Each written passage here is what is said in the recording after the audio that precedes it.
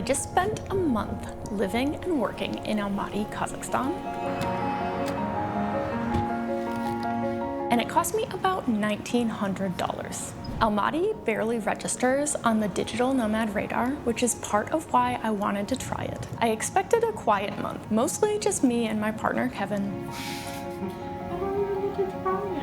And it turned into one of the more social stretches we've had in a while. This is what a month as a digital nomad in Almaty actually looks like, what it costs, what I'd do again, and why I think it's becoming a really good base. Let's start with the cost, because that might be why you're here. My share for the whole month was about $1,900, a little over $60 a day across 30 days. And that's everything: rent, food, going out, activities, and weekend trips.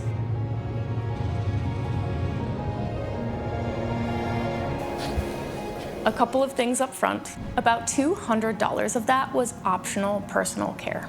Things are inexpensive enough here that I got Botox for under $100, my brows laminated and tinted for about $35, and 2 manicures plus a pedicure for around $70 total. So that number includes a fair amount of pampering. Take it out and you're closer to $1,700 for the month. The apartment was about $700, my half of the $1,410 we split, and it's one of the biggest places we've ever rented. It included airport transfers both ways and 2 cleanings throughout our stay. If you're solo, you'd cover the whole thing, though you might find something smaller and less expensive than what we booked. Everything else, food, coffee, drinks, transport, came to a little over $1,200. We cooked in most nights, did our grocery shopping at a store a 15-minute walk away, hit the Green Bazaar, the big central market, every so often, and didn't eat out much at all because we were excited about having a kitchen for the first time in a while. Now, why a month and why Almaty at all?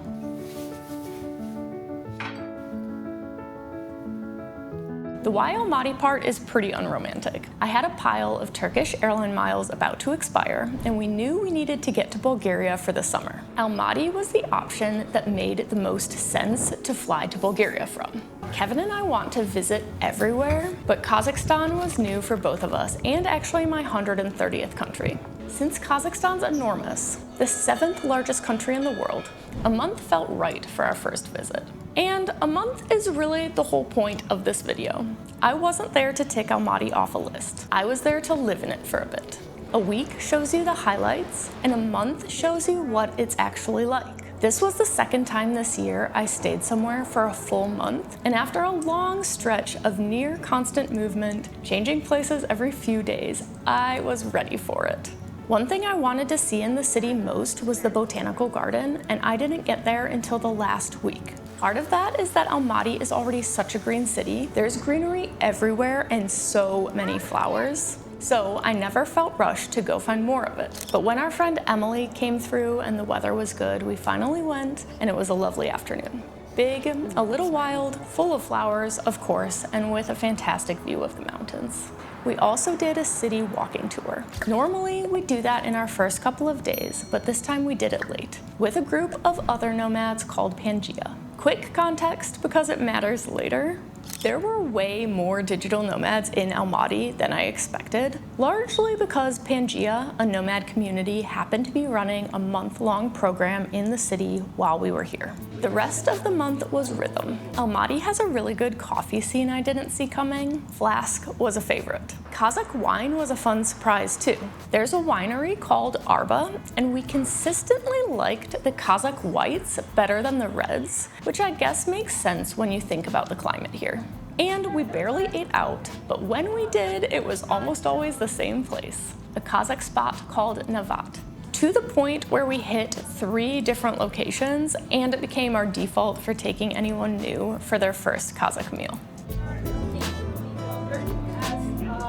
Here's the other thing that makes Almaty work as a base, and part of why we were so excited to come. There's a ton right outside the city. In 1 month, we did 2 completely different big weekend trips and barely scratched the surface. The first was to Charyn Canyon and the lakes.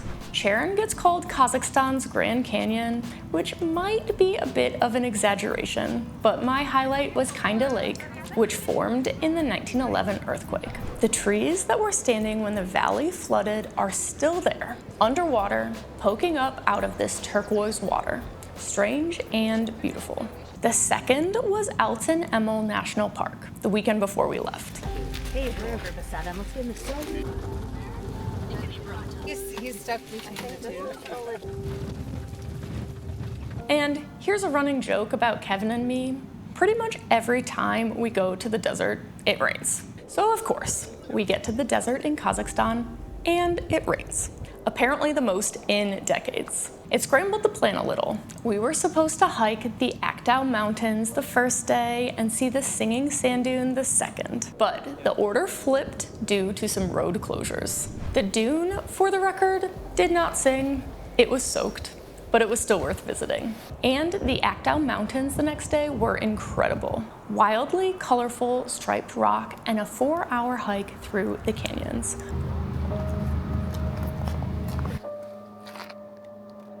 One afternoon, we took the gondola up above Medu, hiked to a peak, got caught in a storm coming down, and ducked into a cafe shaped like an igloo for the best mushroom soup of the trip. Which brings me to the thing that surprised me most. I picked Almaty partly because it's not a Nomad hub. I figured it'd be quiet, mostly just me and Kevin, and for the first couple of weeks, it was. Then it filled in. The Pangea group I mentioned was here for a month, so there was suddenly a whole crew around, and that's how we found Yellow Door, a no-menu speakeasy where you just tell the bartender what you like. The brunches, the bars, the walking tour, a lot of the social stuff came out of that group. And separately, I'd connected with a couple of other travelers through a travel community app called Nomad Mania. We messaged, coordinated, and met up at a beer bar one night for drinks. So, this place I'd picked precisely because it was off the radar turned into one of the more social stretches we'd had in a while. And what I've noticed over the years is that the nomads who make it to the more off the beaten path places tend to be the people I click with almost immediately. I'll have more in common with them right away than I often do with nomads I meet in the bigger, more typical hubs. Some of my least lonely stretches on the road have been in the cities you'd least expect. It wasn't all easy, so here are the trade-offs. First, I worked too much. That's more a me problem than an Almaty problem, but a month in one apartment can turn into just working in a different apartment.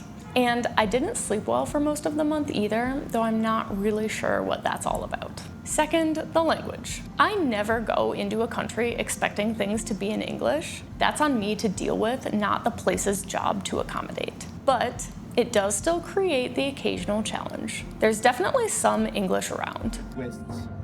Only for the most important requests. Make a wish, and then A lot of younger people speak it, and plenty of restaurants have English menus. Just not to the level you'd see in, say, Western Europe. Most of the time, you work it out. But I had a doctor's appointment I'd specifically confirmed would be in English, and when I got there, none of it was.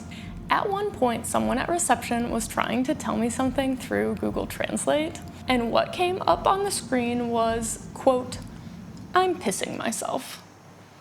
I still don't know what they were actually trying to say, but it worked out. So, who's Almaty for? If you need a big, established, English-speaking nomad scene the day you land, Almaty isn't Bali, and I'll tell that to you straight. But if you want somewhere affordable, green, easy to live in, with great trips right outside the city, and a community that's there if you reach for it, in my opinion, Almaty's worth a serious look. I'm recording this on our last day. We're already packed because our flight to Bulgaria is early in the morning.